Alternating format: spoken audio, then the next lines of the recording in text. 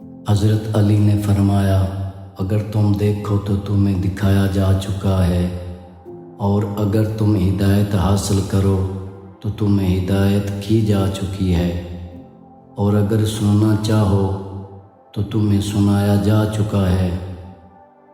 اپنے بھائی کو شرمندہ احسان بنا کر سرزش کرو، اور لطف و کرم کے ذریعہ سے اس کے شر کو دور کرو۔ جو شخص بدنامی کی جگہوں پر اپنے کو لے جائے تو پھر اسے برا نہ کہے جو اس سے بدظن ہو۔ جو اقتدار حاصل کر لیتا ہے جانبداری کرنے ہی لگتا ہے۔ جو خودداری سے کام لے گا وہ تباہ و برباد ہوگا، اور جو دوسروں سے مشورہ لے گا وہ ان کی عقلوں میں شریک ہو جائے گا۔ جو اپنے راز کو چھپائے رہے گا اسے پورا قابو رہے گا۔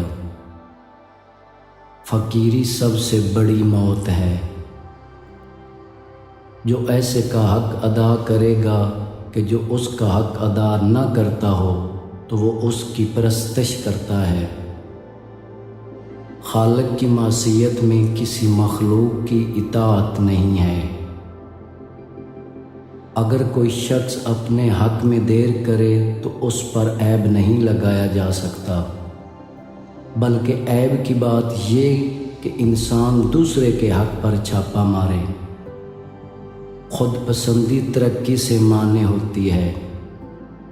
آخرت کا مرحلہ قریب اور دنیا میں بامی رفاقت کی مدت کم ہے۔ آنکھ والے کے لیے صبح روشن ہو چکی ہے۔